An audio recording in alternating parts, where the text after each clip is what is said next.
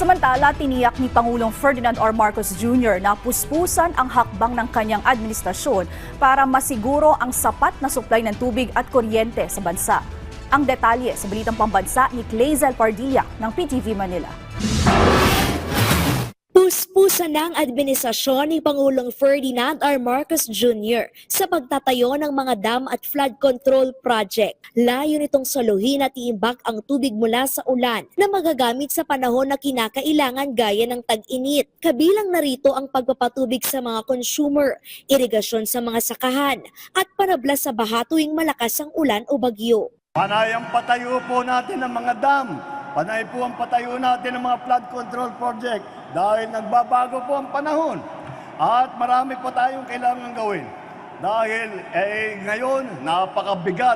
Pagdating ng bagyo, napakabigat. Ilan sa mga big-ticket projects ng administrasyon ni Pangulong Marcos ang Tumawini River Multipurpose Project sa Isabela na magbibigay irigasyon sa 8,000 ektaryang palayan sa mga barangay sa Kabagan at Ilagan, Isabela. Panay River Basin Integrated Development Project sa Iloilo na magpapatubig sa halos 19,000 ektaryang sakahan sa Capiz at Iloilo. Kasama rin ang bilyong-bilyong pisong irrigation at Transbasin Project na kinukumpleto sa Ilocos Norte, Ilocos Sur at Abra. Sa nakaraang taon ay inamaan po tayo ng napakabigat na El Nino. Halos 9 na buwan ay hindi umulan. Kaya naman, ang ating kawawa naman ng ating mga magsasaka at nagkagulo talaga ang ating supply ng ating mga pagkain. Ngayon ay makikita natin, marami na po tayong pwede gawin. Handa na po tayo kahit mangyari po ulit yun, makakasiguro tayo na tayo ang magiging maayos. Meron po tayong water supply, meron po tayong kuryente. Sa tulong ng One Grid na nakumpleto sa ilalim ng administrasyon ni Pangulong Marcos, matitiyak na may maasahang supply ng kuryente sa lahat ng lugar sa bansa.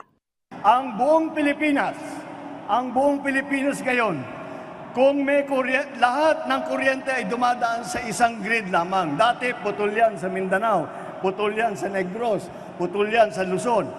Ngayon, binuo na po natin.